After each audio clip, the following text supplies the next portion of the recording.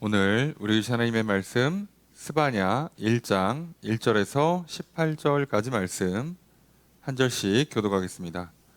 아몬의 아들 유다 왕 요시아의 시대에 스바냐에게 임한 여호와의 말씀이라.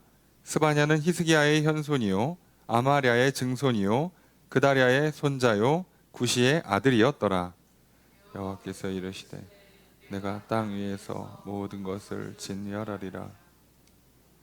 내가 사람과 짐승을 진멸하고 공중의 새와 바다의 고기와 거치게 하는 것과 악인들을 아울러 진멸할 것이라.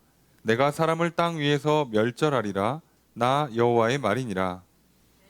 유다와 예루살렘의 모든 주민들 위에 손을 펴서 남아있는 바알을 그곳에서 멸절하며 그 마림 이러한 이름과 및 그 제사장들을 아울러 멸절하며 또 지붕에서 하늘의 뭇 별에게 경배하는 자들과 경배하며 여호와께 맹세하면서 밀감을 가리켜 맹세하는 자들과 여호와를 배반하고 따르지 아니하는 자들과 여호와를 찾지도 아니하며 구하지도 아니한 자들을 멸절하리라. 주 여호와 앞에서 잠잠할지어다. 이는 여호와의 날이 가까웠으므로 여호와께서 희생을 준비하고 그가 청할 자들을 구별하셨음이니라. 여호와의 희생의 날에 내가 방백들과 왕자들과 이방인의 옷을 입은 자들을 벌할 것이며 그날의 문턱을 뛰어넘어서 포악과 거짓을 자기 주인의 집에 채운 자들을 내가 벌하리라. 나 여호와가 말하노라. 그날의 어문에서는 부르짖는 소리가 제2 구역에서는 울음소리가 작은 산들에서는 무너지는 소리가 일어나리라. 막데스 주민들아 너희는 슬피 울라. 가나안 백성이 다 패망하고 은을 거래하는 자들이 끊어졌음이라. 그때 내가 예루살렘에서 가라앉아서 마음속에 스스로 이르기를 여호와께서는 복도 내리지 아니하시며 화도 내리지 아니하시리라 하는 자를 등불로 두루 찾아 벌하리니 그들의 재물이 노략되며 그들의 집이 황폐할 것이라. 그들이 집을 건축하나 거기에 살지 못하며 포도원을 가꾸나 그 포도주를 마시지 못하리라. 여호와의 큰 날이 가깝도다. 가깝고도 가까도다. 여호와의 날의 소리로다. 용사가 거기서 심히 슬피 우는도다. 그날은 분노의 날이요 환난과 고통의 날이요 황폐와 패망의 날이요 캄캄하고 어두운 날이요 구름과 흑암의 날이요 나팔을 불어 견고와 성읍들을 치며 높은 망대를 치는 날이로다. 내가 사람들에게 고난을 내려 맹인같이 행하게 하리니 이는 그들이 나 여호와께 범죄하였음이라. 또 그들의 피는 쏟아져서 티끌같이 되며 그들의 살은 분토같이 될지라.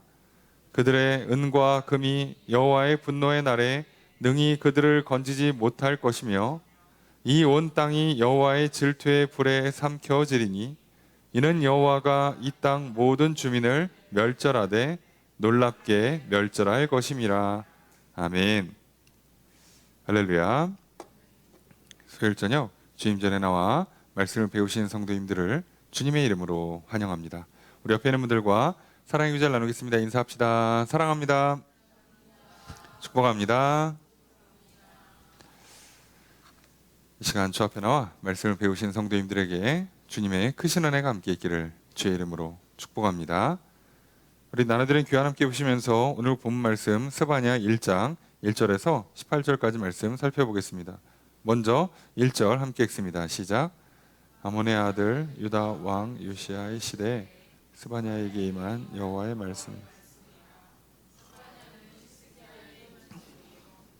아메야의 손이요 그다랴의 손자요 구시의 아들이었더라. 자, 문장의 주어 수로가 어떻게 될까요?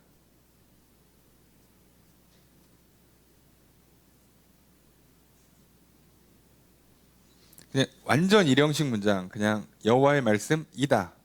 네. 여호와의 말씀이다. 뭐 이것은 저것은도 써 있지 않죠. 그냥 여호와의 말씀이다예요. 이다.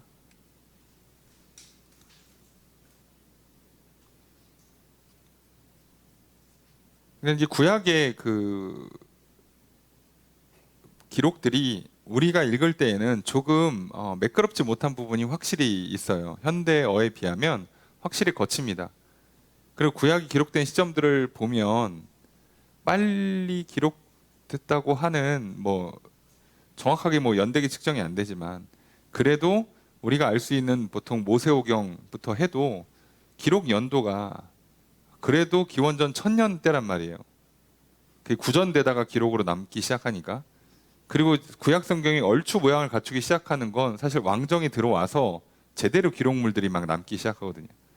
그래야 다윗이 왕이 되는 게 거의 1000년대 BC 1000이기 때문에 그러면 한 지금 같은 경우는 이제 뭐 BC 한 600 얼마 이렇게 잡히니까 지금 시기가 610 몇 년 정도로 지금 요시야 왕 때 이 스바냐가 활동하던 시기가 그 정도로 추정을 하는데요. 그 시기에 관련된 기록들이 오늘날로 보면 무려 2500년 전이에요. 그러니까 아무리 오늘날 우리가 학문적으로 발달하고 해석을 부드럽게 해도 이미 언어 자체가 좀 거칠게 기록돼 있어요. 그래서 오늘날처럼 정확하게 써준 게 아니라 그냥 여호와의 말씀하고 그냥 딱 찍으면 그냥 여호와의 말씀이다라고 다 해석을 하는 거예요. 모음도 잘 안 붙어 있고 그랬어요. 알아서 붙이는 겁니다. 자, 이런 거예요. 그러니까 워낙에 구전이 잘 돼 있다 보니까 구전이 잘 되는 상태에서 그 기록물이 있으면 오히려 이들한테는 오해가 잘 안 생겨요. 근데 우리는 구전이 끊어지고 문자로 전승되고 있는데 그 문자에서 뭔가 내용이 빠져 있으면 조금 이제 힘들죠. 오해가 생기죠. 게다가 시대의 차이, 문화의 차이가 발생하죠. 또 기록물에서 또 이제 오류가 생길 수도 있죠. 그러다 보니까 조금 어려운 지점이 있어요. 그런 부분을 우리가 이해하시면서 읽으시면 되고, 오늘 우리가 그래서 성경을 읽을 때 그 번역이나 또는 원문이 갖고 있는 단어에 너무 집착하는 그런 함정, 오류에 빠지지 않기를 부탁드려요. 그냥 문장에서 도대체 누가 뭐라고 말했는가, 누가 누구한테 하는 말인가, 그 내용이 뭔가, 자, 이거를 기본적으로 잘 분석하는 것의 가장 기본, 주어, 서술어, 목적어, 요 정도 찾는 것만 잘하자는 게 1차예요. 저희의 그 성역 공부는 요걸 1차로 하는 거죠. 이 1차 목적을 달성을 해야, 그래야 큰 문맥의 핵심을 파악하고 그 의미를 해석할 수 있고, 그게 오늘 나에게, 오늘 우리에게 적용되는 메시지를 볼 수가 있죠. 그렇게 보는 겁니다. 그래야 우리의 뇌가 제 기능을 할 수 있어요. 오작동을 안 합니다. 하나님께 나에게 직접 말씀을 해주셔도 여러분 아시죠? 뇌가 제 기능을 못하면, 또는 몸이 제 기능을 못하면 그 말씀을 구현해내지 못해요. 그래서 오늘날 우리들이 잘 보셔야 됩니다. 사단이 우리를 공격할 때 단순히 우리의 정신만 공격할까요? 우리에게 거짓을 집어넣어서 우리에게 잘못된 생각, 헛된 두려움 또는 헛된 기대와 상상을 집어넣는 것, 그래서 우리 안에 만들어내는 신, 우상을 만들어서 섬기게 만드는 것만 하는 게 아니라 우리에게요, 잘못된 습관을 집어넣기도 하고요, 우리에게 감정을 한쪽으로 치우치게 만드는 것들을 집어넣기도 하고요. 그러기 위해서 어떻게 하면 돼요? 우리에게 자꾸 우리의 몸의 컨디션을 망가뜨리면 돼요. 그리고 그 컨디션의 기본이 뭐부터 시작합니까? 인간은 먹는 것부터 시작하죠. 그러니까 여기부터 건드려 놓으면 망가져요. 그래서 코로나 이후에 어떻게 됐죠? 의사들이 탄탄하는 건 환자들이 다 살이 쪄서 와요. 그리고 코로나 이후에 코로나 블루라 그러죠. 우울증 환자가 코로나 이전 대비 20%에서 30% 가까이 증가했다고 그러죠. 그러니까 우리는 확실히 깨달았어요. 사람은 아무리 편리하고 좋은 시설에 있어도, 뭐 TV가 있고 인터넷이 있고 스마트폰이 있어도 혼자 살면 우울에 빠져요. 건강이 망가집니다. 그런데 그 전에는 우리끼리 잘 뭉쳐서 놀았을 때도 답이 없었잖아. 그래서 언제는 피곤하다며, 관계 피로라면서, 그래서 혼자 있고 싶다며. 그러니까 이 둘 다 답이 없는 거 아시겠죠? 그래서 여기서 한쪽에 치우치지 않도록, 그리고 제일 중요한 그래서 인간은 하나님과의 관계를 잘 맺어야 되는 것. 요것을 놓치지 않도록 우리가 잘 보셔야 돼요. 그래서 말씀을 읽을 때 너무 이렇게 막 집착하셔도 안 되고 너무 대충대충 읽으셔도 안 되고 이걸 통해서 어떻게 해요? 큰 틀에서 뭔지만 알아듣고 그 다음에 하나님과 나 사이의 관계 그리고 이 말씀을 통해서 내가 내 육신을 어떻게 다스리고 내 옆에 있는 형제자매들과 어떻게 신앙과 일상의 관계를 맺을 것인가 그 부분을 좀 잘 보시면 돼요. 그게 핵심입니다. 성경 공부는 단순히 지식을 많이 쌓는 게 목적이 아니에요. 그래서 이걸 보는 거고요. 그러다 보니까 읽으시다가 뭐가 조금 불편하시면 가장 추천드리는 건 하나를 더 본다 그러면 무조건 저는 세 번역을 추천드려요. 그렇게 보시고 그 다음부터는 이제 더 봐야겠다. 나는 좀 제대로 읽고 싶다 그러시면 아예 많이 깔아놓으세요. 거기서 한 개, 두 개 더 얹는 거 이제부터 의미가 없어요. 그때부터는 5개, 10개를 쫙 깔아놓고 보셔야 됩니다. 자, 그런 열정이나 여유가 있으신 분들은 해보시고 아닌 분들은 이거 읽고 좀 모르겠다 그러면 세 번역 보시고 그것도 모르겠다 그럼 그냥 저한테 질문하시는 게 차라리 빠릅니다. 자, 그래서 그냥 여호와의 말씀하고 그냥 찍어요. 점을 딱 찍습니다. 그러면 여호와의 말씀이다 그냥 이렇게 부드럽게 해석하는 거예요. 자, 여호와의 말씀인데 누구에게 임한 말씀이냐? 어느 시대? 아몬의 아들 유다 왕 요시야 시대. 유다 왕 요시야 시대예요. 자, 요 시대라고 했다는 건 보셔야 되는 게 지금 스바냐가 말씀을 선포할 때 요시야가 왕이었는가 아니면 왕이 되기 전인가 왕이 되고 나선가를 볼 때 학자들은 보통 왕이 되기 전으로 봐요. 스바냐가 먼저 활동을 하고 그 다음에 요시야가 왕이 되는 걸로 봅니다. 근데 왜 이렇게 쓰냐면 요시야가 왕이 어린 나이에 되잖아요. 16살인가에 왕이 되거든요. 그래서 실제로 나중에 종교개혁을 하는 데까지 시간이 좀 걸려요. 10년 가까운 시간 동안에 제대로 왕 통치를 못합니다. 그러니까 사실 이 스바냐가 활동할 때 이미 요시야는 이제 왕위를 조만간 이어받고 어린 시절에 제대로 왕노릇 못하고 있다가 스바냐가 오늘 하나님 말씀을 선포하고 하는 것 때문에 요시야는 종교개혁이 훨씬 더 힘을 얻습니다. 좀 특이한 건요. 그거를 하나님께서 아셨겠지만 오늘 이 스바냐 말씀에 보면 왕이란 단어를 잘 안 써요. 그러니까 이미 요시야는 심판의 대상에서 살짝 이미 빼놓고 시작하는 겁니다. 자, 그런 특성도 있어요. 그리고 이제 스바냐에 대한 설명을 하겠죠. 자, 이 스바냐가 누구냐? 자, 오늘 선지자인데 스바냐를 설명하는데 히스기야의 현손, 아마랴의 증손, 그다랴의 손자, 구시의 아들. 이렇게 써놨어요. 여러분들이 성경을 좀 읽으셨으면 여기서 뭔가 어색함이 있으셔야 돼요. 성경은 보통 어디까지 있습니까?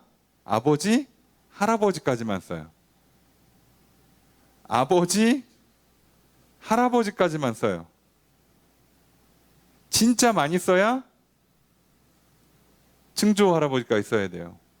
근데 지금 어디까지 갔어요? 4대조까지 썼어요. 4대조. 고조 할아버지까지 썼어요. 자, 그래서 사람들이 이제 헷갈려 하는 거예요. 히스기야라는 이름이 진짜 히스기야 왕이 있죠.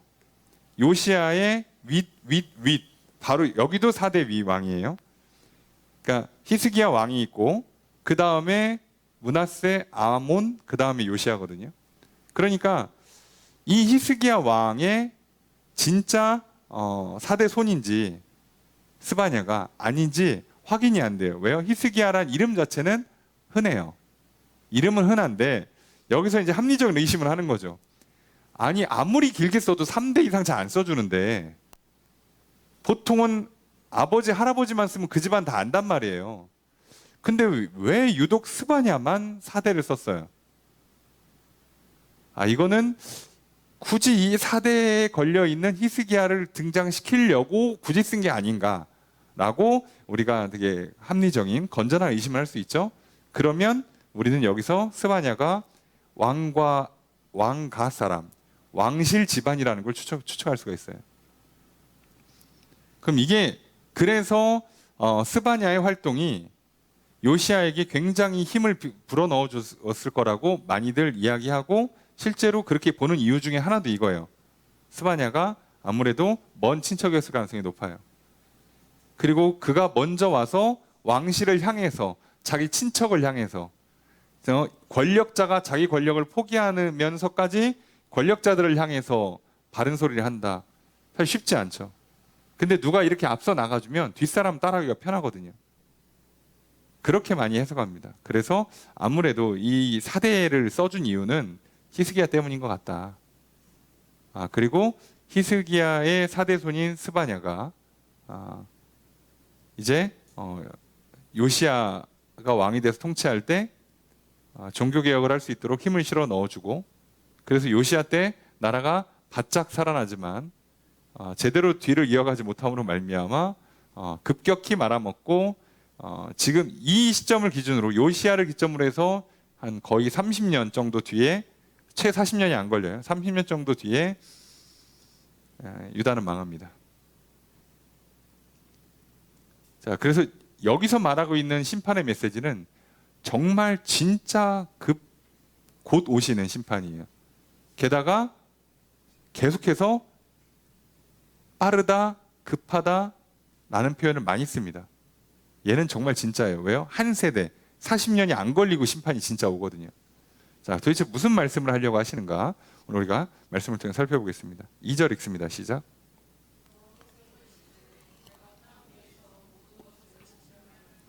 자, 여호와께서 말씀하시는 게 있고 아닌 게 있어요. 그것만 확인하면 2절은 여호와께서 하신 말씀입니다. 자, 이렇게 하셨겠죠? 뭐라고 말씀하셨어요? 내가 진멸한다. 자, 근데 모든 거예요. 모든 거. 자, 진멸하겠다. 모든 것을 진멸하겠다. 자, 진멸한다라고 했어요. 심판이 선포되는 거죠. 이 한 문장으로 뭐 설명할 필요가 없이 자, 심판이 선포됩니다. 3절 읽습니다. 시작.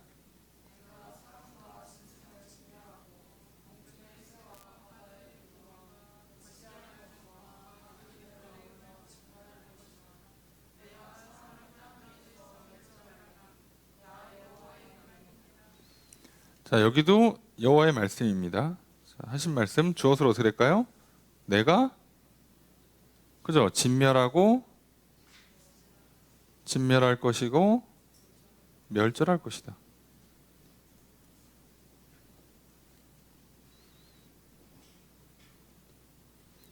자, 근데 여기서 자, 진멸한다라고 하는 건 앞서 있는 2절에 있는 진멸과 똑같아요. 끝을 낸다, 끝낸다라는 뜻이거든요.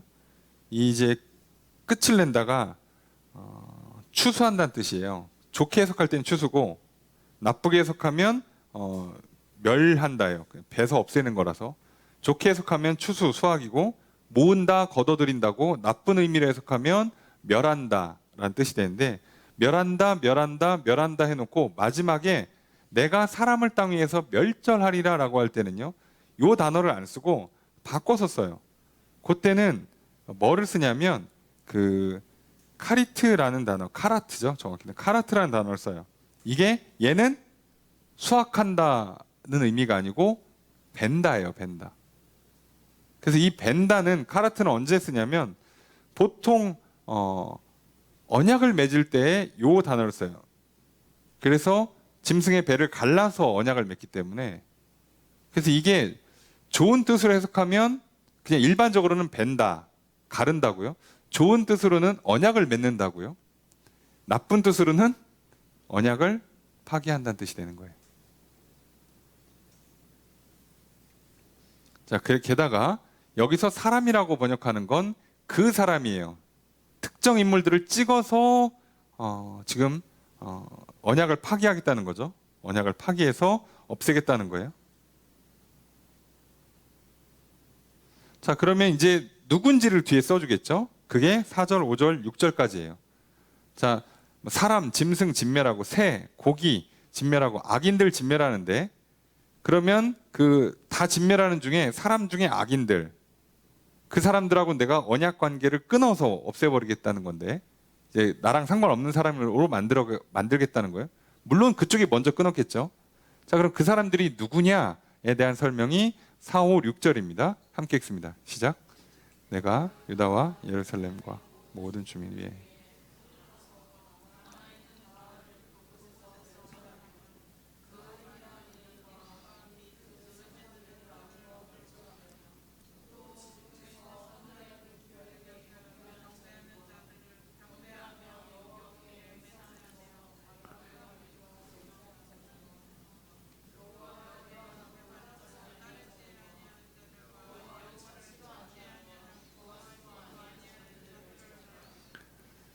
자, 주어수로가 어떻게 되겠습니까? 주어는 내가, 여호와 하나님 직접 말씀하신 거죠. 내가, 여기도 직접 말씀하신 거예요. 서술어 멸절한다예요. 자, 그러니까 이 멸절한다는 요 앞에 요거랑 같은 뜻입니다. 예? 그래서 이거 뭐 굳이 히브리어로 카라트 벤다, 언약의 관점이라고 그랬어요. 언약적 관점. 자, 그런데 뒤에 나와 있는 멸절도 다 요 단어예요. 같은 단어를 썼다는 얘기는 같은 내용이죠. 그러니까 지금 여기에 해당하는 사람들은 요 앞절에 있는 요 그 사람, 어떤 사람? 악인. 그죠? 악인. 자, 요거예요. 자, 그럼 멸절을 하겠다는데, 그럼 누구냐? 유다와 예루살렘의 모든 주민 위에 손을 펴서 남아있는 바알을 멸절하겠대요. 남아있는 바알을 자, 멸절한다. 자, 이게 이제 첫 번째. 두 번째, 그마림이란 이름과 및 제사장들. 세 번째, 지붕에서 하늘의 뭇별에게 경배하는 자들. 그리고 네 번째, 경배하며 여호와께 맹세하고 말감을 가리켜 맹세하는 자들. 다섯 번째, 여호와를 배반하고 따르지 않는 자들. 여섯 번째, 여호와를 찾지도 않고 구하지도 않는 자들. 그래서 4, 5, 6절에 서술어는 하나밖에 안 나옵니다. 원문에 보면 내가 멸절하리라 누구누구를 이렇게 해서 쭉 이어가는 거예요. 이 문장이. 그래서 4, 5, 6절을 함께 보는 거예요. 자, 그러면 구체적으로 봅시다. 남아있는 바알. 직역하면 바알의 남은 것들이거든요. 바알의 남은 것들. 남아있는 바알. 이 바알의 남은 것들. 바알의 잔당들이라고도 할 수 있지만 바알의 주변, 뿌리, 관련된 모든 것이란 뜻이에요. 그러니까 바알과 관련돼 있는 것들은 바알의 이름이 남았거나 바알의 흔적이 남았거나 하여간에 바알과 연관 있는 건 싹 다 없애버리시겠답니다. 그것도 어디서? 그곳. 특정했죠? 유다, 예루살렘. 하나님의 성읍에서 감히 바알을, 그래서 이번에 어떻게 하겠다는 거예요? 싹 지우겠답니다. 자, 그 다음 이 두 번째 누구를 멸절하냐? 그마림이란 이름. 자, 여기 그마림이 이제 해석을 해야 되는데, 자, 그마림이 우상신 숭배하는 제사장들의 호칭이라고 보통 알려져 있어요. 그러니까 제사장을 이렇게 부른다는 거예요. 그마림이라고. 제사장을. 그러면 제사장이라는 이름, 그죠? 이방 제사장들을 부르는 이름이 그마림이니까 그 제사장들을 부르는 호칭과 그 제사장들을 멸절하겠다는 거예요. 그러니까 바알 숭배하는 자들과 그 제사장과 제사장의 이름을 싹 다 없애겠다는 거예요. 그 사람도 없애고 호칭도 없애고 다 없애겠답니다. 자, 세 번째로 지붕에서 하늘의 뭇별에게 경배하는 자들. 하늘의 1월 성신에게 경배를 하는데, 자, 1월 성신은 주로 어디서 하냐? 옥상에서 합니다. 지붕에서. 지붕이 옥상이에요. 근데 희한하게 모든 해와 달과 별을 숭배하는 사람들은 다 옥상으로 갑니다. 지하 동굴에서 해, 달, 별에게 빌지 않아요. 자, 우상 숭배의 기본 메커니즘이 뭐라고요? 내가 원하는, 욕망하는 걸 주는 신이란 말이에요. 그러니까 이게 기본적으로 내가 욕망하고 있는 게 내 눈에 보이고 내 손에 잡혀야 돼요. 그러다 보니까 우상 숭배하는 사람들의 특징은요, 무언가 눈에 보이고 손에 잡히는 게 꼭 있어야 돼요. 이해가 되십니까? 이게 무조건 있어야 돼요.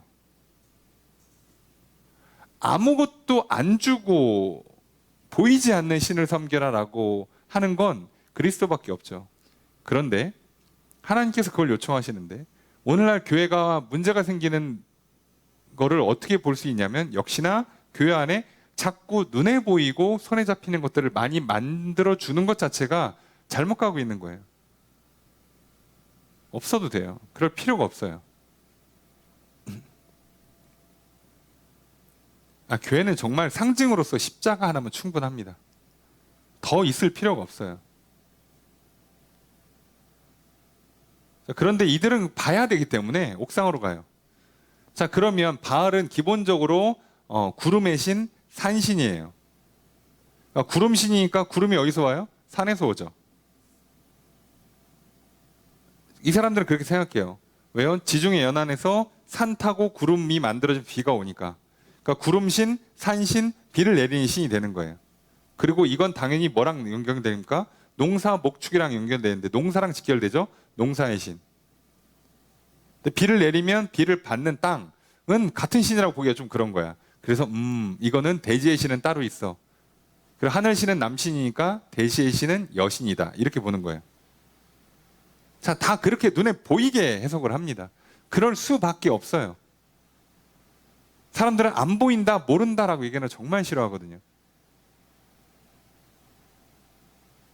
그래서 자, 여기서 이런 식의 실수를 하는 거죠. 그래서 일반적인 바알 숭배는 산에 가서 합니다.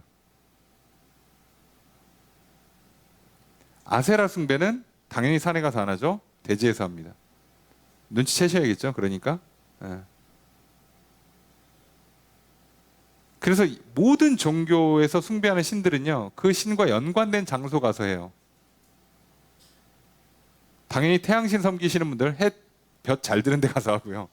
당연히 그렇게 돼요. 바다의 신, 그 해변 바로 앞에서 합니다. 아니면 바다 앞에 무슨 섬에서 하고. 그렇게 하게 돼 있어요. 그렇잖아요. 그죠? 자, 그게 그런 측면을 이해하시면서 보셔야 돼요. 그 다음에 4절. 자, 이제 여기부터 이제 슬슬 이제 디테일하게 들어가는데 우상 숭배를 직접 안 하지만 사실은 하나님 편이 아닌 사람들이 드러나죠. 네 번째로 걸린 사람들, 경배하면서 여호와께 맹세하고 밀감을 가르쳐서 맹세해요. 자, 아니 말감인데 말감은 바알의 일종으로 보는데 이 말감이라는 명사를 따로 쓰면 아수르의 신이에요. 그러니까 바알은 통칭이에요. 통칭 산신이고 각 나라마다 신의 이름을 따로따로 붙이는데 그 중에 아수르가 섬기는 신이 말감이에요. 결국은 산신입니다. 나라의 수호신인데 여기도 핵심은 구름신, 산신, 비를 내리는 신이에요. 그러니까 하나님한테도 기도하고 자, 아수르 신인 바알한테도 기도하고 자, 여기도 하나님께서 어떻게 한다고요? 잘라냅니다. 계약 파기. 자, 5번째, 여호와를 배반하고 따르지 않는다. 배반한다, 뒤로 돌아선다예요. 여호와를 등지고서는 돌아갔다는 뜻이에요.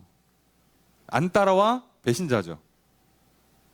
같이 갑시다. 그런데 안 가? 배신자예요. 어유, 사정이 있나 보다. 아니요, 배신자예요. 이스라엘은 뭐 사정이 뭐가 있어?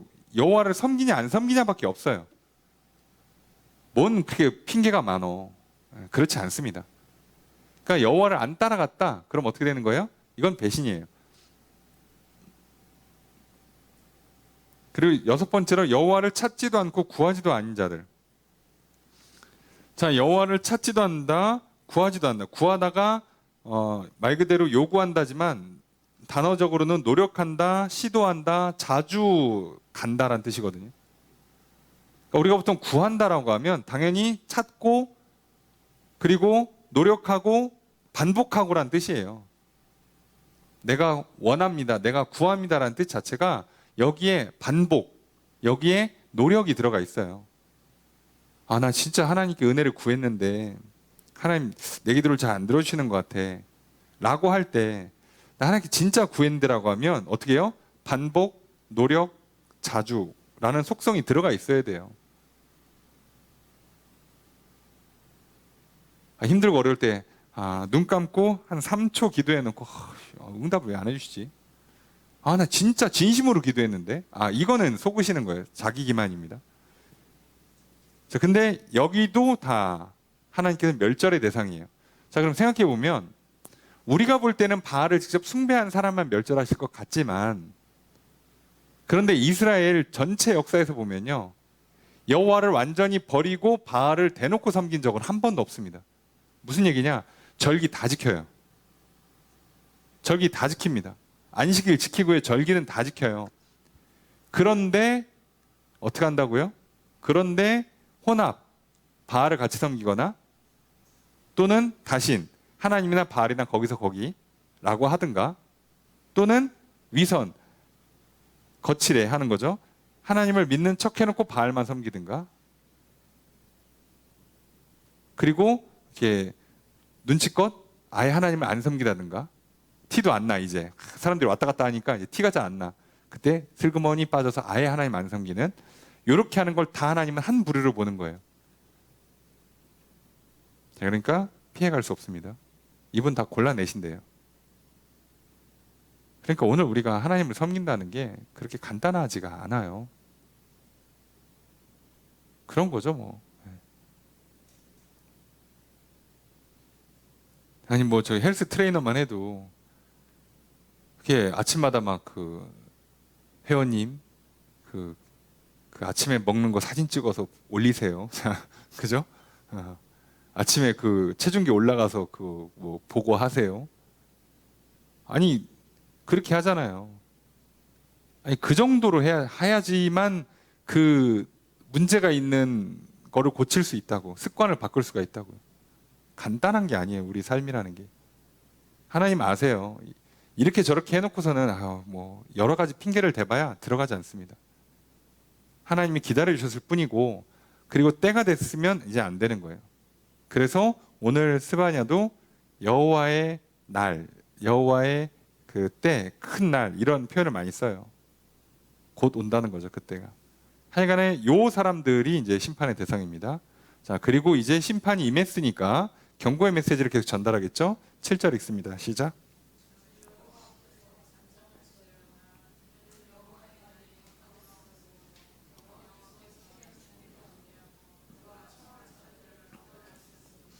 주어서 어떻게 될까요? 잠잠할지어다, 잠잠하라, 명령문이죠. 그러니까 주어는 너희는이에요. 너희는 잠잠하라. 이는 이유죠. 이유. 왜 그러냐? 첫 번째, 여호와의 날이 가까이 왔기 때문에.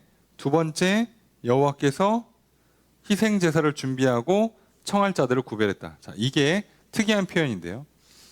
희생 제사를 준비하시고 청할 자를 구별했다.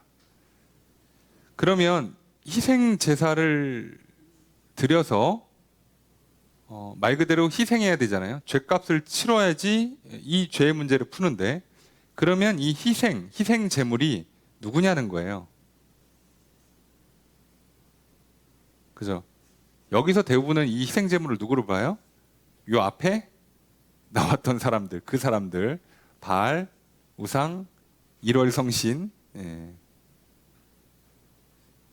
뭐 다신, 뭐 배신 하신 분들을 싹 다 통합해서 이 사람들을 희생 제물로 바쳐서 하나님은 이 문제에 대한 죄값을 털으려고 하신다고 표현을 하는 거죠.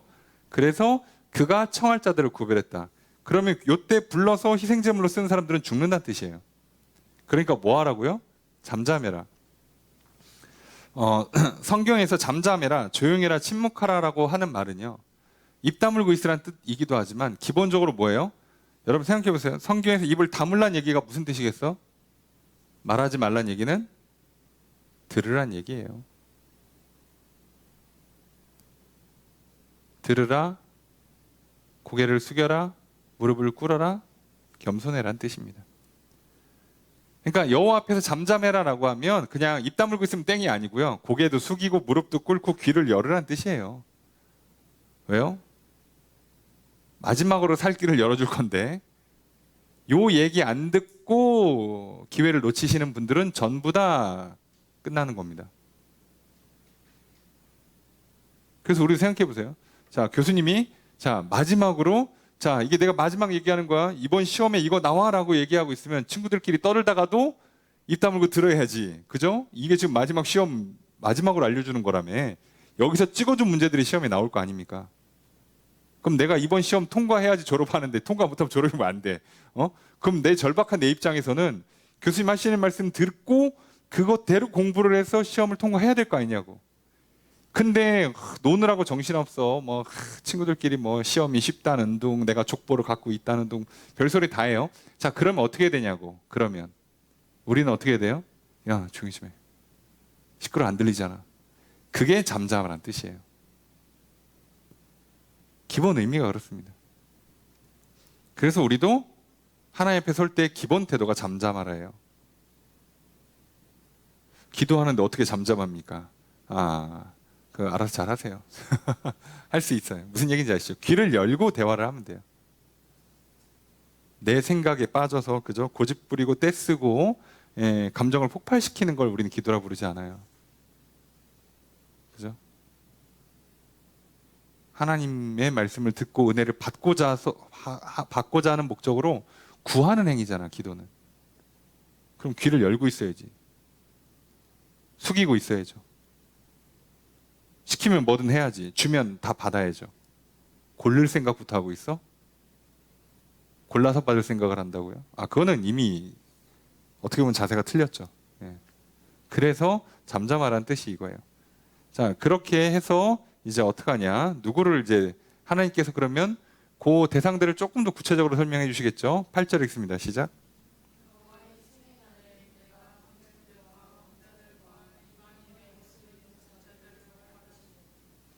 주어서 어떻게 될까요? 내가 벌할 것이다. 자, 8절부터도 여호와께서 하신 말씀이에요. 쭉 갑니다. 이게 13절까지 가요. 8절부터 쭉 갑니다. 여호와의 희생의 날. 자, 이제부터는 무슨 날이 계속 나와요. 하여간 핵심은 여호와의 날이에요. 여호와의 희생의 날, 여호와의 큰 날, 여호와의 날, 하여간 계속 나오는데, 자, 그 날이 오면 이제 문제인 거죠. 자, 그 날에 내가 방백들과 왕자들과 이방인들의 옷을 입은 자들을 처벌할 것이다. 벌할 것이다. 자, 그러면 자, 여기 벌한다, 여기 처벌한다고도 해석을 하고, 기본 뜻은 카운트예요. 계수한다, 센다, 사찰, 감찰한다, 감사하는 거죠. 그래서 잘못한 게 있으면 처벌하는 거예요. 당연히 잘못했으니까 처벌하겠죠. 자, 여호와의 희생 제사가 그날이 오는데, 그때 내가 방백들, 왕자들, 자, 방백들, 귀족, 왕자, 왕의 아들들과 이방인의 옷을 입은 자들. 자, 이방인의 옷을 입었다. 자, 이방인의 옷을 입었다는 게 뭐냐면 고위 관료들 중에 이방인이라고 해봐야 아수르예요. 자, 그럼 이게 아수르 스타일로 옷을 입었다는 뜻이거든요. 그런데 상식적으로 한 나라의 그 고위 관료들, 귀족이나 왕족들은 각자의 옷 입는 스타일이 있어요. 그러니까 이스라엘도 하나님께서 제사장들에게 준 의복 스타일이 있고 왕에게 준 의복 스타일이 있어요. 자, 거기에 맞춰서 입어야죠. 그런데 이들이 아수르가 강대국이니까, 아수르가 잘 나가니까, 우리를 치면 아수르가 선진국이니까 어떻게 하는 거예요? 아수르 스타일로 입는 거예요. 근데 이걸 누가 했다고? 왕자들, 고위 관료들이 했다고요. 그러니까 당연히 신하들이 따라하고 백성들이 따라하겠죠. 자, 이렇게 하는 사람들 다 하나님께서 카운트해서 벌을 내리겠대요. 니네 아수르 좋아 보이는구나. 니네 아수르가 정답이라고 생각하고, 아수르가 우리의 미래라고 생각하고, 아수르를 따라가는 것이 앞서가는 것이요, 잘 사는 것이요, 행복한 것이라고 생각하고 있구나. 그래서 내가 입으라는 대로 안 입는구나. 그래서 알았어. 다 카운트해서 벌을 내릴 거야. 여러분, 오늘 우리가 죄송해요. 패션이라는 걸 논하기 전에, 유행이라는 걸 논하기 전에, 과연 오늘 나의 입는 것, 먹는 것, 마시는 것, 삶의 그 양식이 하나님께서 말씀하신 스타일을 따라가고 있는가? 자, 이것만 보시자고.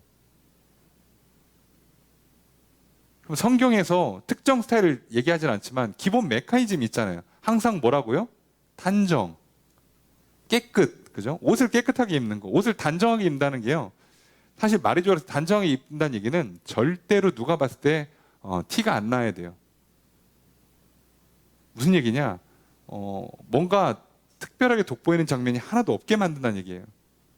그러려면 당연히 어떻게 입어야 돼요, 옷을? 최신 유행을 선도하면 거의 불가능합니다. 내가 직업적으로 해야 되는 경우를 제외하고 보통의 경우는요, 그럴 필요가 없어요. 색상도 화려할 필요가 없어요. 깨끗하고 그리고 단정하게. 그렇게 입으면 당연히 어떤 현상이 일어나요? 옷값이 많이 안 들겠죠. 그렇게 아낀 걸로 뭐 하라고? 하나님 사랑, 이웃 사랑하는 데 쓰라고요. 이게 하나님 나라의 기본 원칙이에요. 자, 여기를 벗어났다. 그러면 하나님께서 뭐라고요? 카운트 하시겠대요. 자, 이게 많이 불편합니다, 사실. 왜냐하면 대한민국도 잘 살거든요. 우리가 인정하든 안 하든 우리나라 경제력이 전 세계에서 뭐 10등에서 뭐 누구는 더 안쪽으로 보고 누구는 조금 더 뭐 밀려났다고 보고 이렇게 보잖아요. 10등에서 왔다 갔다 해요.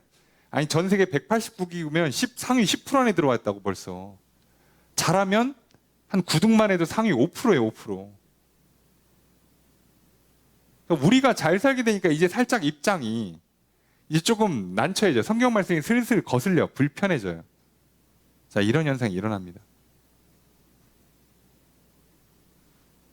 이미 잘 살고 있는 고위 관료들, 왕족들 입장에서는요, 백성들은 내 알 바 아니고 내가 잘 사는데 우리보다 더 강대고 우리보다 더 잘 살고 우리보다 더 그 좋은 원단, 화려한 패션, 화려한 디자인으로 그 똑똑하고 힘센 나라의 관료들을 따라가는 게 왠지 나도 앞서는 것 같고 왠지 나도 잘 될 것 같은 느낌이 있고 그런 헛된 상상. 그래서 내가 우상을 만들어내고 있잖아요. 머릿속에 이미지를 만들잖아요. 이래야지 된다. 나 이런 사람이 되고 싶다. 나 이런 사람이다 라고 해버리죠. 자, 그 하나님 다 카운트 하신대요. 자, 요 하나만 해도요, 거의 다 걸립니다. 거의 다. 사실 살아남기 쉽지 않아요. 성경 말씀이 많이 불편해요. 많이. 그러니까 여러분 어떻게 되는지 아시죠? 대부분의 사람들이 성경 읽을 때요, 이런 거 다 안 읽습니다. 어디만 읽으면 돼요? 고난과 역경을 극복하고 복을 받더라. 집안 문제가 해결되고 막 전쟁에서 승리하고 기적이 일어나고 농사가 막 100배가로 막 수확을 얻고 막 이런 것만 보는 거예요. 근데 성경 전체를 놓고 보세요. 그런 내용 별로 분량적으로 적어요. 확실히. 애시당초 하나님은 이 땅에서 눈에 보이고 손에 잡히는 걸 많이 갖고 있는 거를 경계하세요. 야, 속성상 안 맞아요. 속성상. 하지 말라는 거예요. 하지 말라는 거. 자, 그리고 9절 읽습니다. 시작.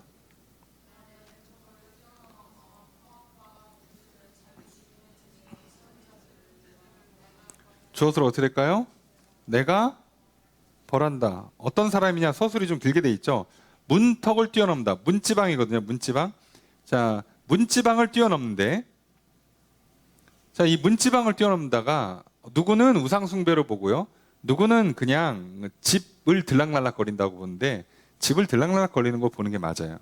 무슨 얘기냐면 그 남의 집, 자기보다 그 약한 사람의 집에 뛰어들어서, 이거 도둑질할 때 쓰는 표현이잖아요. 마음대로 들어가서 포악과 거짓을 일삼아서 어떻게 한다는 거예요? 자기 주인의 집에다 채워요. 그러니까 어떻게 하는지 아시겠죠? 내보다 약한 사람 거 그 갈취해서 나한테 윗사람한테 갖다 바치는 거예요. 그럼 나도 잘 되겠죠? 이렇게 하는 사람들 하나님께서 벌하겠대요. 자, 그러니까 부당이득, 폭리, 불법, 정의를 훼손시키는 걸 전부 다 하나님께서 다 계수해서 벌 내리시겠답니다. 카운트 하겠다는 거예요. 벌한다가 전부 다 카운트입니다. 생각보다 단어를 구별해서 썼어요. 같은 단어로 막 다 벌한다, 멸한다가 아니고요. 그때그때마다 어디는 자른다, 어디는 수확한다, 어디는 지금 카운트한다, 숫자를 센다, 이렇게 써요. 지금 8절, 9절 다 숫자를 세는 거예요. 카운트해서, 계수해서 내가 평가하겠다는 거죠. 10절 읽습니다. 시작.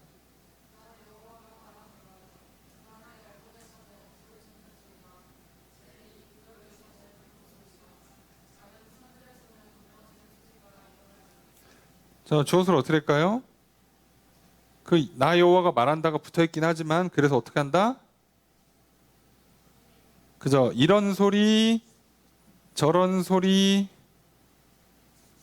이런 세 가지 종류의 소리가 일어날 것이다 라고 여호와께서 말씀하신 거예요. 그죠? 라고 여호와께서 말씀하셨는데, 자, 어떤 소리냐? 어문이라고 불리는데 성문 중에 이스라엘에서 북쪽 문, 그러니까 이스라엘 입장에서는 예루살렘에서 그 갈릴리 쪽으로 해당하는, 북쪽에 해당하는 문을 어문이라고 불린대요. 거기로 물고기를 많이 실어 날라서 별명이 그렇답니다. 자, 여기서 어떻게 된대요? 부르짖는 소리가 날 거라는 거예요. 자, 좋은 뜻은 아니죠. 제2구역. 자, 여기가 어딘지 몰라요. 근데 어문 옆으로 파악하고 있습니다. 어문 옆. 물고기 왔다 갔다 하니까 당연히 그 주변으로, 당연히 옛날 성문은 상권이 형성되고, 거기에서 그 우리로 치면 시장, 우리가 보통 알고 있는 도시 기능이 펼친다고 그랬잖아요. 거기서 거래, 법 판결 등등 다 일어나잖아요. 거기에서는 울음소리가 나고요. 제2구역. 그리고 작은 산들은 언덕이죠. 언덕은 무너지는 소리가 난대요. 자, 그러니까 하나님께서 심판하실 때 이거 지금 성을 무너뜨리겠다는 뜻으로 좀 보이죠. 11절 읽습니다. 시작.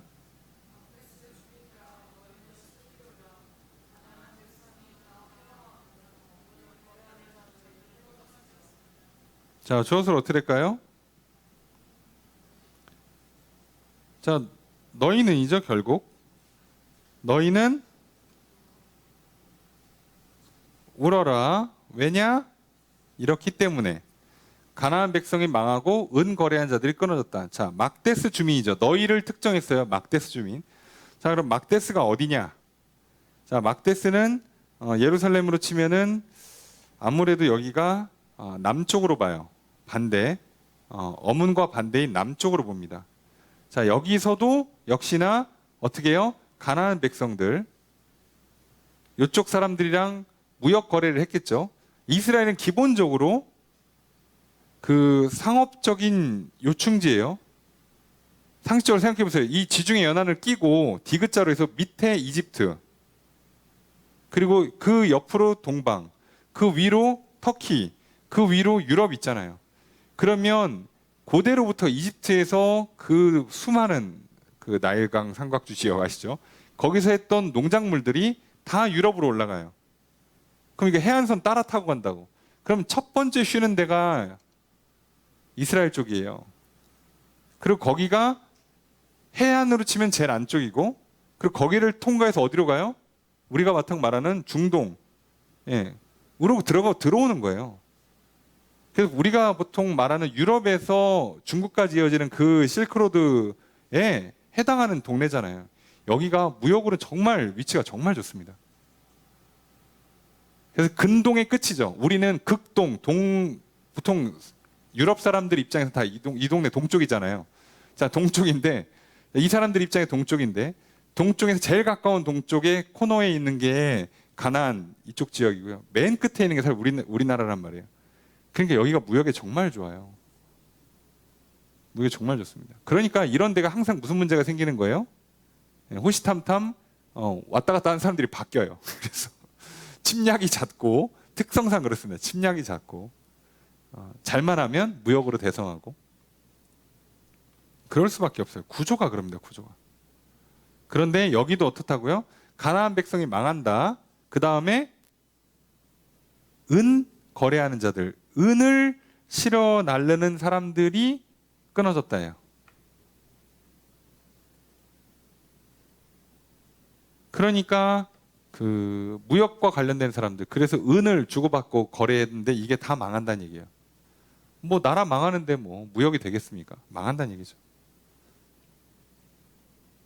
이 사람들이 무역이 잘 되는 위치에서 무역이 잘 되게 하나님께서 기후를 지켜주고, 군사력을 넣어주고, 지도력을 넣어줘서 그렇게 해서 정치, 경제, 군사적으로 북왕에서 다윗과 솔로몬 시대에 얼마나 잘했어요. 뭐 배를 갖다가 막 가서 금 가져오고 했죠.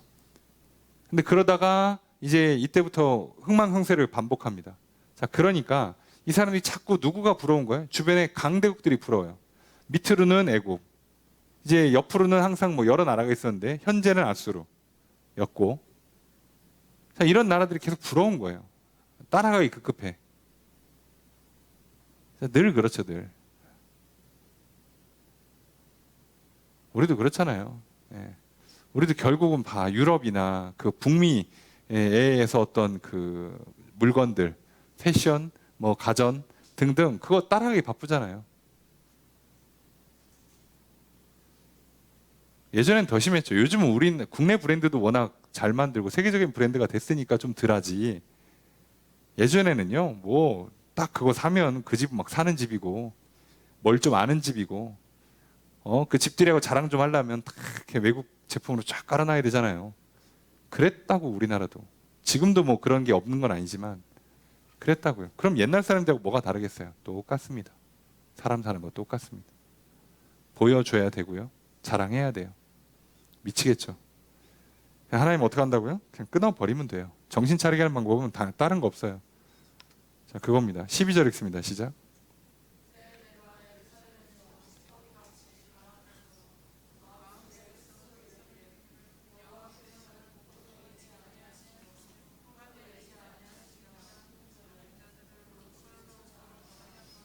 주어서 어떻게 할까요?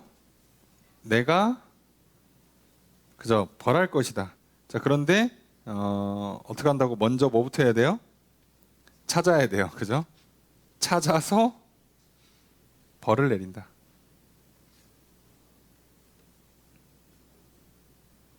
자, 누굴 찾냐? 예루살렘에 찌꺼기같이 가라앉아서 마음속에 스스로 이르기를. 자, 찌꺼기같이 가라앉았다. 자, 이게 무슨 뜻이냐면 뭐 여러 가지 해석이 있는데 가장 그 무난한 해석이라고 해야 되나요? 무난한 해석이 뭐냐면 이게 찌꺼기같이 가라앉았다가 찌꺼기에 엉겨붙었다라고 해석하는 거거든요.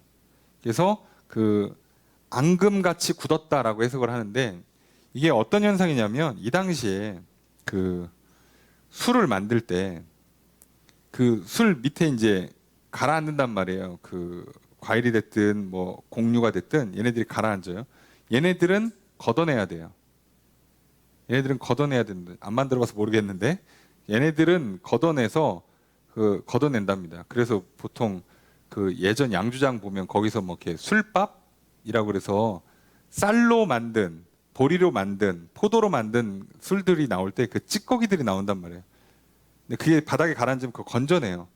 그럼 양주장들은 기본적으로 발효를 시켜야 되기 때문에 햇빛이 쨍쨍하면 이 곰팡이들이 열심히 일을 못해요. 그러니까 어두운 데서 해야 되는데 또 우리는 뭘 해줘야 돼? 밑에 찌꺼기는 또 건져내줘야 돼요. 그러니까 무슨 작업을 합니까? 어두운 데서 등불을 들고 가서 그걸 찾아서 빼낸단 말이에요. 자, 그 작업을 하는 거예요. 그것과 같이 어떻게 한다고요? 등불로 주를 찾는다고 하는 거예요. 예루살렘에서 찌꺼기같이 가라앉은 자들, 엉겨붙은 것들, 얘네가 결국 어떻게 만드는 거예요? 품질을 떨어뜨리는 거예요. 술을 망치는 거란 말이에요. 자, 그러면 자, 결국은 이렇게 엉겨붙어서 망치는, 가라앉아갖고 망치는 사람들 누구냐 봤더니 이 사람들이 뭐래요? 마음속으로 스스로 이르기를. 속에다 뭐라고 얘기하냐? 여호와께서는 복을 내리지도 않고 화를 내리지도 않는다. 여호와께서 복도 안 주고 벌도 안 줘. 안 봐. 몰라. 없어. 자, 이거예요. 그러니까 어떻게 하겠다는 거예요? 내 맘대로. 내 하고 싶은 대로 하겠다는 거죠. 자, 이 사람들이 하나님 볼 때는 뭐예요? 이스라엘을 결국은 썩게 만드는, 가만히 보면 티가 안 나. 그냥 가라앉아 있어. 등불을 들고 보지 않으면 지금 이 그 술동이라고 해야 되나요? 이 그 그릇 안에서 술이 잘 익고 있는지 아니면 썩고 있는지를 몰라요. 근데 썩게 만드는 사람들이 누구냐? 결국 이스라엘의 신앙을 망가뜨리는 사람들이 누구냐? 하나님 없어. 안 봐. 몰라. 이렇게 속으로 생각하고 마음대로 하시는 분들, 이 사람들이 결국은 이스라엘 망가뜨린다는 거예요. 대놓고 나대는 사람들도 물론 있겠지만 그 사람들만 나쁜 사람이 아니라는 거. 하나님 볼 때는 속으로 그러고 있는 사람들 똑같다는 거예요. 하나님은 등불을 들고 보시겠답니다. 우리의 마음을 감찰하시는 분이라고 그랬죠. 보세요. 우리가 무슨 생각하고 있는지. 그러니까 이 사람들 절기 다 지켰다니까, 안식일 다 지키고요. 그렇게 하고 있는데 속으로 뭐라고요? 아예 뭐 왕이 시키니까, 뭐 우리 집안 사람들 다 하니까 나도 그냥 와서 그냥 무릎 꿇고 뭐 온 김에 기도 좀 하고, 뭔 소리인지 모르겠으니까 그냥 딴짓 좀 하다가 졸다가 그냥 집에 가는 거예요. 자, 그게 어떻게 된다고요? 마치 술덩이의 밑에 찌꺼기에 가라앉아서 엉겨 있는 것처럼, 그게 결국 개인의 신앙을 망가뜨리고 그 사람이 결국 하나님 나라 이스라엘을 망가뜨리는 거예요. 교회를 무너뜨리고 나라를 망가뜨리는 사람 중에 하나라니까. 근데 우리는 맨날 뭐라고 그래요? 나는 속으로만 그랬지 실제로는 뭐 크게 내가 말로 손발로 크게 뭐 잘못한 게 없어. 그러니까 나는 하나님께서 뭐라고 크게 안 하실 거야. 뭐 잘못했다 그러면 뭐라고 하시면 빨리 그냥 죄송합니다 그러면 되겠지? 아니요. 똑같이 혼나요. 멸망시키는 명단에 들어온다니까요. 이 사람들도. 그래서 우리가 조심하라고 말씀드리는 거예요. 찾지 않고 구하지 않는 사람, 제대로 섬기지 않으면 그냥 다 아니에요. 그겁니다. 그래서 사람이 얼마나 그 자기 기만이 심한지 아시겠죠? 하여간에 그 핑계 댈 수만 있으면, 명분만 있으면 갖다 붙이는 거야. 나는 아닐 거야. 나는 괜찮아. 괜찮아. 지금 이스라엘이 선지자들이 와서 벌써 100년 넘게 선지자들이 경고했거든요. 그래도 야, 하나님 아직 뭐 멸망도 안 시켜. 의사가 뭐라고 했는데, 아이고 의사 큰일 난다고 그랬거든. 야, 나 10년째 아직 멀쩡해. 자, 내일 그날이 옵니다. 자, 내일 그날이 온다고. 야, 하나님 말씀 읽어도 뭐라, 아유, 목사님 맨날 뭐라고 하시더만, 옆에 사람들이 막 그거 조심하라고 그러더만, 괜찮아. 뭐 하나님 뭐 신경 안 쓰시는 것 같더만. 내일 그날이 오면 어떡하려고. 자, 그게 무서운 거예요. 진짜로 이 날이 40년 채 안 걸려서 왔죠. 나라가 망했다고, 나라가. 이들이 망해서 70년간 포로로 갔다가 돌아와요. 돌아오고 나서 독립을 했냐? 사실상 독립을 못했어요. 그때로부터 거의 400년간 독립을 못하고 계속 나라의 주인이 바뀌어요. 주인이 계속 바뀌어요.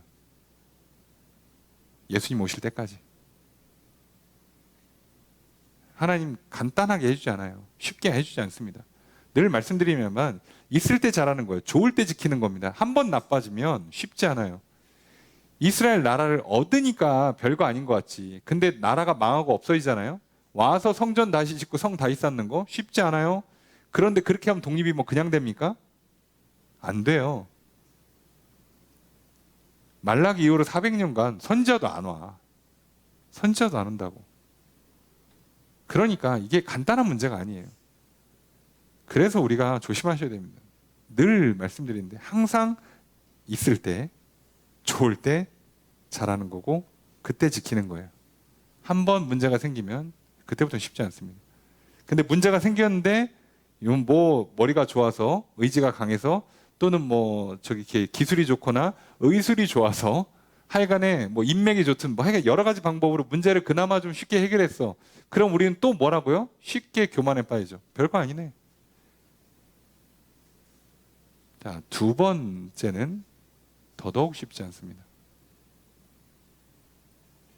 왜냐하면 이스라엘 하나님께서 한 번에 무너뜨린 게 아니라 여러 차례 침략 당하게 하시고, 그러다가 북이스라엘 먼저 망하게 하고 그 다음 남유다를 망하게 했어요. 그런데도 정신을 못 차린 거예요. 자, 그때는 할 수 없습니다. 그래서 참 안타깝죠. 스바냐 말씀도 참 그렇게 보면 참 가슴 아픈 말씀이에요. 말씀하시는 하나님이나 전하는 선지자나 듣는 백성들이나 참 마음 아프죠. 13절 첫 번째 문장 있습니다. 시작.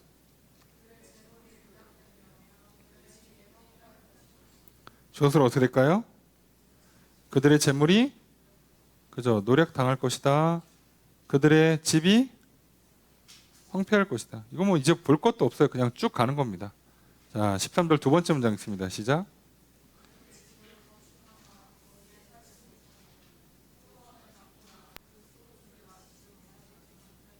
자, 이게 연속 문장이에요. 그렇게 사실은 다 끊어져 있거든요. 그래서 그들이 건축한다, 살지 못한다. 가꾼다, 마시지 못한다. 집을 건축하는데 거기 못 살아. 포도원을 가꿨는데 못 마셔요.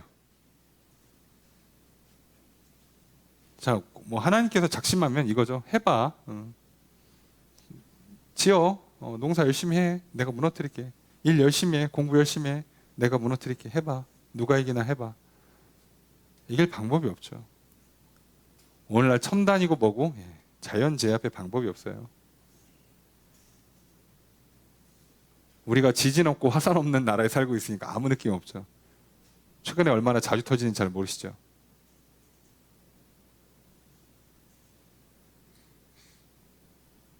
여러분 뭐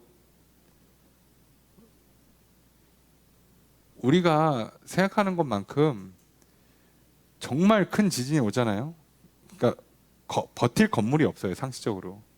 우리가 이 정도 이상 안 올 거다 생각하고 그리고선 짓는 거지. 왜냐하면 그거 짓다가 끝나니까 할 수 없어서 이제 맞춰서 짓는 건데 넘어가면 답이 없어요. 쉽지 않습니다. 지금 올해 우리가 비 오는 거랑 바람 부는 거가 평소보다 훨씬 셌잖아요. 그러니까 우리가 감당을 못하죠. 왜냐하면 우리가 만든 시설들의 배수 능력은 비가 시간당 이만큼 온다고 생각 안 하고 만든 거예요. 근데 실제로는 그 이상을 왔거든. 그러면요, 아무리 펌프로 퍼올리고 난리를 쳐도요, 잠겨요. 못 막습니다. 점점 이게 지금 자연재해가 심해지고 있잖아요. 우리는 그나마 자연재해를 비껴나가는 자연 환경은 좋은 나라가 위치하고 있으니까. 근데 하나님께서 이렇게 하시겠다는 거예요. 자, 이거 한번 하면 답이 없어요. 14절 읽습니다. 시작.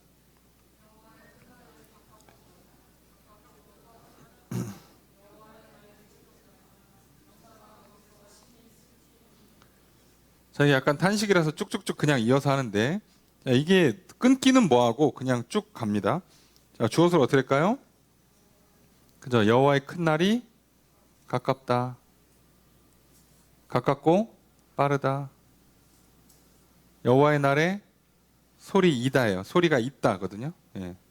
소리가 있다. 계속 여호와의 날이라는 표현을 쓴다고 그랬죠. 소리가 있다. 운다. 용사가.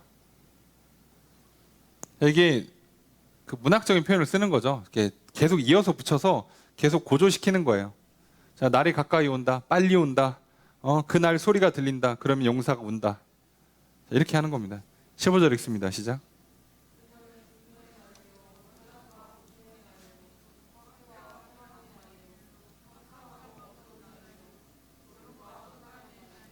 마찬가지예요. 그날은 뭐다? 계속 뭐라고 하는 거죠. 분노의 날 이다. 환난과 고통의 날 이다. 황폐, 패망의 날 이다. 캄캄하고 어두운 날 이다. 계속 붙이는 겁니다. 구름과 흑암의 날 이다. 자, 뭐 설명해 드릴 건 딱히 없어요. 분노의 날, 환난과 고통의 날, 황폐와 패망의 날, 캄캄하고 어두운 날, 구름과 흑암. 흑암은 먹구름이에요. 구름과 검은 구름이라는 뜻이거든요. 그러니까 같은 단어예요. 그러니까 환난과 고통도 비슷한 단어고 황폐랑 패망도 비슷한 단어고 캄캄하고 어둡도 비슷한 단어를 지금 두 번씩 반복해서 일부러 쓰는 거예요. 구름과 먹구름도 계속 비슷한 단어를 두 번씩 반복해서 쓰면서 계속 고조시키는 겁니다. 긴장감을 끌어올리는 거죠. 자, 결국은 그날이 와요. 16절 읽습니다. 시작.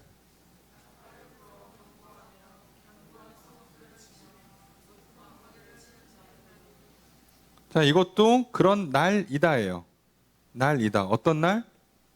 나팔 불어서 경고하는 날, 견고한 성읍들을 치는 날, 높은 망대를 치는 날이에요. 나팔을 불면 여러 가지 신호가 있지만 전쟁을 시작하거나 전쟁이 일어났거나 또는 뭐 절기를 선포하거나 하는 건데, 자, 그런데 여기서 말하는 건 당연히 전쟁이 났다는 얘기고 견고한 성, 높은 망대를 쳐들어온다는 얘기예요. 전쟁 난다는 거죠. 그 날이 되면 전쟁이 난다는 거예요. 17절 첫 번째 문장 있습니다. 시작.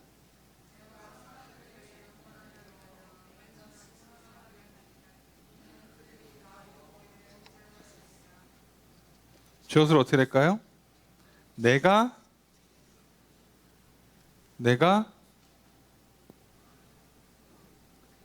그저 내린다. 그러니까 고난을 내린다가 그냥 하나예요. 그 고통을 가한다. 그냥 묶는다, 속박한다는 뜻이거든요. 내가 사람들을 묶는다, 꼼짝 못하게 한다 이런 뜻이에요. 괴롭힌다는 표현이고요. 그래서 맹인같이 자 행한다라고 했는데 이거 걷는다는 뜻이거든요. 걷는다.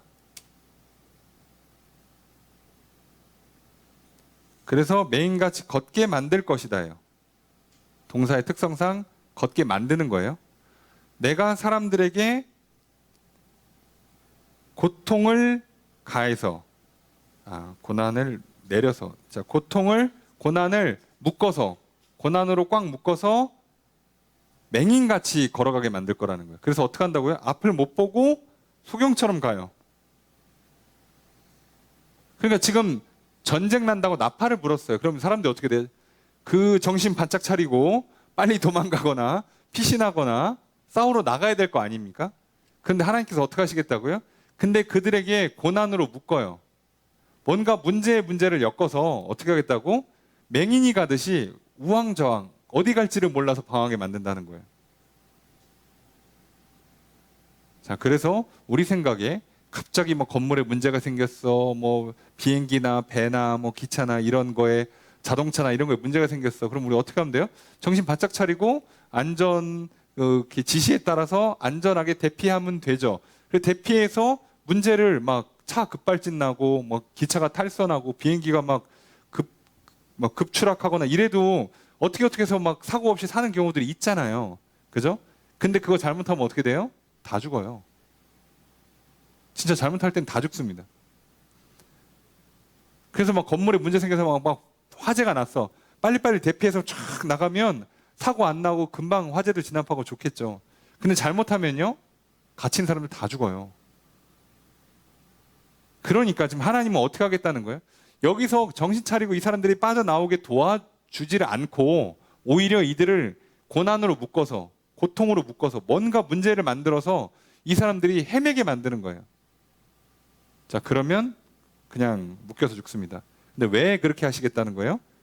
왜냐하면 그들이 나 여호와께 범죄했으니까. 하나님께서 용서 안 하고 이렇게 거의 즉결 심판으로 가는 범죄가 뭐라고요? 우상숭배. 얘는 절대 가만히 안 놔둡니다. 그러면 우상숭배는 꼭 그 잘 먹고 잘 살 때만 하냐? 아니요. 그 상관이 없어요. 가난하고 힘들면 정신 차릴 것 같죠? 아니요. 힘들면 힘든 대로 우상숭배하고요. 잘 살면 잘 사는 대로 우상숭배하고 그래요. 그건 어차피 이거는 우리의 영적인 문제지 우리의 그 육적인 문제가 아니잖아요. 그러니까 내가 지금 뭐 기분이 좋으냐 나쁘냐, 습관이 좋으냐 나쁘냐, 지식이 많으냐 적으냐, 건강하냐, 먹을 게 많냐, 주변 환경이 좋으냐랑은 상관이 없는 문제예요. 애시당초. 이거는 영적인 문제라서 하나님을 믿느냐, 하나님의 말씀을 듣고 하나님의 사랑을 받고 하나님을 사랑하면서 섬기고 이웃을 사랑하면서 선을 행하며 사느냐 아니냐로 끝나는 거라서, 그래서 이 문제는요 그냥 전부 다 하나님께서는 심판하십니다. 17절 두 번째 문장 있습니다. 시작.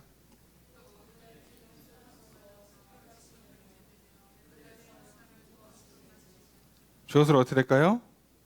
그들의 피는 된다. 그들의 살은 된다. 될 거다. 자, 피가 뭐가 된대요? 티끌, 먼지. 흙이 된다, 먼지가 된다. 흙이 흡수가 된다는 뜻인지 먼지처럼 흩날린다는 뜻인지는 뭐 정확하게 해석하기는 어렵지만 뭐 그런 의미고요. 그들의 살은 분토. 분토라고 점잖게 번역해서 그렇지 덩입니다. 덩. 예. 성경에서 분토라고 번역하면 다 덩이에요. 덩. 예. 예. 그죠? 예. 아무래도 이거 번역하기 좀 그렇죠. 예. 그러니까 썩어서 다 죽는다는 얘기예요. 이 전쟁에서 다 죽이겠다는 겁니다. 그러니까 그 날이 왔을 때, 그 날이 오면 이미 살 사람 죽을 사람 하나님이 갈라놓은 거고요. 죽을 사람은 이렇게 다 보내겠다는 거예요. 그리고 여러 선지자들이 얘기하죠. 그날 남은 자들, 하나님께서 살려주는, 남겨주는 자들을 통해서만 회복하죠. 생각보다 다수가 죽어나가죠. 실제 바벨론에 의해서 예루살렘, 유다가 망할 때, 그때 정말 많이 죽어요. 할 수 없습니다, 이게. 뭐 어떻게 안 되는 문제예요, 이거 애시당초. 하나님 그렇게 하기로 정한 부분이라서. 18절 첫 번째 문장 있습니다. 시작.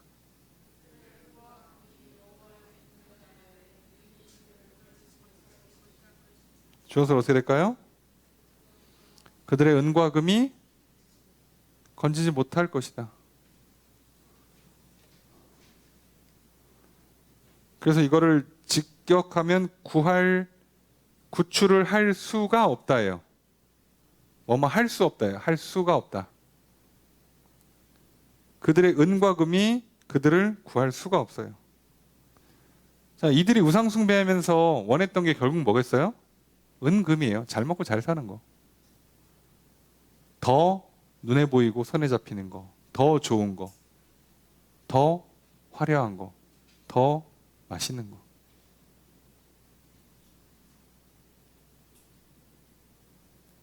여러분, 출애굽한 이스라엘 백성들이요, 제일 먼저 불평한 게 물 없다고, 두 번째로 불평한 게 만나 맛없다예요. 아십니까? 여러분, 생각보다 잠자리가 불편해요. 뭐 옷, 패션 스타일이 마음에 안 들어요. 자, 그건 얘기 안 해요. 왜요? 다 똑같이 입었거든 지금. 그건 신경 안 쓰죠. 근데 그게 다 똑같아도 절대 포기할 수 없는 욕구, 뭐요? 먹고 마시는 거. 다 걸려요, 다. 그러니까 그들이 그거를 하기 위해서 뭐 하겠다는 거예요? 그럴 거면 차라리 애굽 돌아가서 다시 노동을 하겠다는 거예요. 왜 사람들이 하나님께서 구원을 베풀어 주시고, 아니 다른 나라도 아니고 이스라엘이면 출애굽에, 가나안 정복에 그 왕국을, 이스라엘 왕국을 세워주시고 그 부강하게 만들어 줬으면 좀 말 좀 들을 법도 하잖아요. 근데 왜 굳이 우상 숭배하느냐? 더 잘 먹고 더 맛있는 거 마시고 더 잘 입고 하려고. 그걸 만들어주는 뭐? 은과 금. 근데 은과 금이 그 당시엔 뭘로 왔어요? 쌀과 보리, 밀, 소, 양, 가축으로 오니까 거기에 직접적으로 생명을 불어넣어 주는 것처럼 보이는 비, 구름, 대지. 근데 그럼 하나님이 하신다고 생각하면 되는데, 아니요. 하나님 눈에 안 보이거든. 아, 근데 저쪽 동네 애들이 우리보다 벌써 자리 잡고 농사 잘 짓고 있는 애들이 저기 이렇게 산에 가서 자꾸 뭘 하면 비가 잘 오는 것 같아. 그럼 그렇죠. 사실 우리도 공부할 때, 그죠? 교과서랑 EBS랑만 갖고 공부하면 되는데, 이상하게 학원 가니까 제 성적이 오르는 것 같거든? 제 과외 받으니까 성적이 오르는 것 같거든? 아니, 네 머리를 훈련시키면 되는데, 자꾸 그게 과외나 학원에 있다고 생각을 하는 거예요. 자, 그래서 과외하러 갑니다. 오를까요? 오를 놈만 올라요. 무슨 뜻인지 아시겠습니까? 그 학원 간 사람만 다 오르는 게 아니라 오를 사람은 정해져 있다고. 아쉽지만 그래요. 근데 어떡합니까? 안 오르면 더 비싼 학원, 더 좋은 과외 선생님 찾죠. 이걸 우리는 뭐라고 불러요? 열심과 열정이라고 부르지 않고 우상숭배라고 부릅니다. 근데 더 무서운 건 오늘날 교회에서 이렇게 얘기하면 목사님 혼나요. 아마 뭐 선생님, 교수님 하시는 성도님들이 와서 목사님한테 항의할걸요. 목사님 뭘 좀 모르시는 것 같다고. 아니지. 목사님이 먼저 자기 자녀들을 더 좋은 학원, 더 좋은 과외 선생님을 붙여놓겠죠. 이걸 우리는 우상숭배라고 불러요. 놀랍지 않습니까? 그래서 하나님 말씀은 잘 살든 못 살든 계속 불편해요. 여러 가지로 거슬리는 게 많습니다. 내가 좋은 성적을 얻지 못하는 게, 내가 돈을 많이 못 버는 게, 내가 인기가 없는 게, 내가 명예가 없는 게, 내가 부귀영화를 누리지 못하는 게 적이 있다고 생각을 하니까 그걸 향해 달려가죠. 그걸 우리는 바벨론이라고 부르죠. 할 수 없습니다. 자, 거기 향해 달려가는 거기 때문에 하나님께서는 뭐라고 하는 거예요? 보란 듯이 야, 그동안 벌어놓은 은금으로 한번 이 문제 풀어봐 라고 하시는 거예요. 그리고 죽으면 그 누구 거 될까? 예.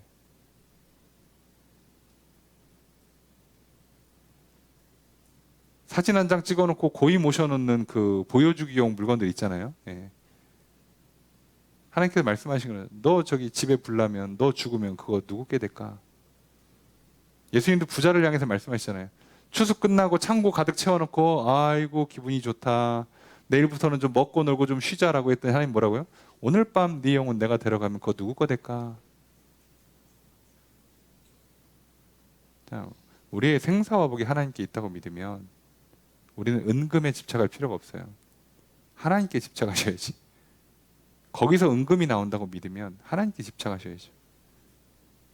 자, 그런데 우리는 그렇게 안 믿으니까 은금에 집착하고, 그러니까 오늘날 수많은 크리스찬들이 성적에 집착하고 연봉에 집착하고 외모에 집착하게 되는 거예요. 그래서 아닌 것 같아도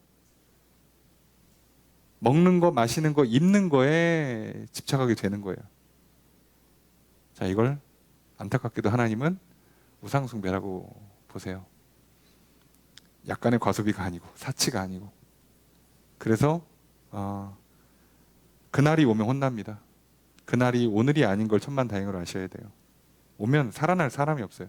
에이, 뭐 다 그러는데 이 시대에 뭐 안 걸릴 사람이 어디 있어? 예, 다 혼나요. 여러분, 그 그루터기 남은 자라고 표현하지만 실제로 유다에서 죽고선 살아남은 사람 얼마나 될 것 같습니까? 학자들 10분의 1도 안 된다고 봐요. 이스라엘에서 열의 9이 죽었다니까? 우리는 아유, 그렇게 넉넉하게 생각하지 마세요. 긴장하셔야 합니다. 그게 지혜로운 거예요. 그리고 하나님 잘 섬길 때 다윗과 솔로몬 때 잘 먹고 잘 살았는데 왜? 뭐 아무 문제 없었는데. 아니, 전쟁할 필요도 없을 정도로 알아서 친하게 지내자고 그랬는데 뭐가 문제인 거예요 도대체? 그러니까 뻔히 알아요. 아는데 안 하는 거라니까. 왕과 백성들이 온 마음과 온 뜻으로 하나님 잘 섬기면 나라가 부강하고 전쟁도 이기고 잘 먹고 잘 살게 된다는 걸 알면서도 본인들 당장 눈앞에 비를 내려주는 저 바알, 당장 눈앞에 곡식을 잘 길러주는 것처럼 보이는 아세라, 당장 잘 나가는 저 강대국들이 섬기는 신, 저들이 하는 어떤 삶의 양식들, 그게 그냥 따라하고 싶은 거예요. 시기 질투가 나는 거예요. 욕심이 나는 거죠. 욕망이 생기는 거죠.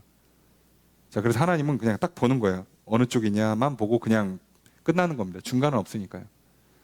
속지 마십시오. 이 정도는 괜찮은 거 아닙니까? 안 괜찮아요. 속지 마세요. 자, 18절 두 번째 문장 있습니다. 시작.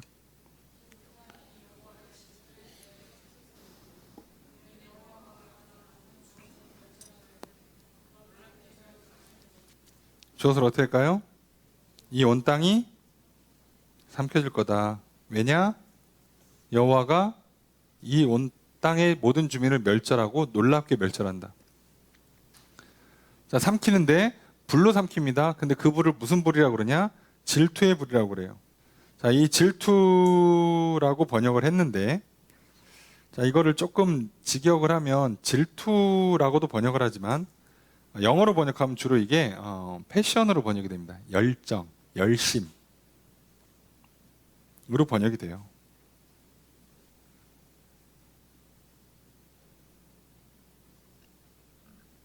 자, 그래서 하나님께서는 사랑하시기 때문에 질투가 생기는 거예요. 저거 니들 원래 나를 사랑해야 되는데 왜 쟤를 사랑해? 니들 나의 말을 들어야 되는데 왜 제 말을 들어? 자, 근데 사랑이 너무 크시기 때문에 이게 불같이 오르면 어떻게 된다고요? 부셔버리겠어. 자, 이게 되는 겁니다. 자, 이게 맞는 거예요. 네. 여러분 진짜 사랑하는데 그게 나랑 반대쪽으로 간다? 여러분 그 용서가 될 것 같습니까? 안 돼요. 이런 거 용서가 안 된다고. 당연한 거 아닙니까? 여러분, 우리가 축구하는데 상대방 팀 응원하는 친구가 옆에 있으면 얘가 용서가 돼요? 예? 우리나라를 향한 사랑이 막 큰데, 우리나라 팀이 이번에 이겨서 막 월드컵 가야 되는데, 다른 나라 응원하고 있어. 얘 용서가 되냐고. 쉽지 않죠. 당연한 거예요, 그게. 잘못된 게 아니라, 뭐 편협하다 그렇게 볼 게 아니라 진짜 제대로 사랑하는 대상에서 파생이 나는. 그래서 우리가 오늘날 이 땅을 살면서 시기 질투하는 대상을 잘 보라. 내가 뭘 사랑하는지가 정확히 드러나는 거예요. 옆에 사람이 나보다 조금 더 뭐 좋은 화장품, 좋은 옷, 좋은 뭐 거 한 게 부러우세요? 그럼 나는 그걸 사랑한다는 뜻이에요. 아십니까? 근데 하나님은 지금 뭘 질투해요? 이스라엘 백성들이 우상 숭배하는 걸 질투해요. 왜요? 이스라엘 백성을 사랑하시니까. 그게 진짜라고. 여러분들이 뭐에 질투를 느끼느냐, 뭐에 막 불타오르느냐를 보시면 여러분들이 뭘 사랑하는지 정말 정확히 알 수 있어요. 반대가 두려움이라고 그랬죠. 뭘 두려워하는가를 봐도 뭘 사랑하는지 정확히 알 수 있어요. 그러니까 속지 마세요. 아니, 제가 하나님, 그거 쟤네 보면서 막 시샘은 좀 있지만 나도 저런 거 좋은 거 입고 좋은 거 먹고 싶지만 그래도 하나님 사랑합니다. 예, 거짓말이에요. 그럴 수가 없어요. 아시죠? 예. 관심이 없어요.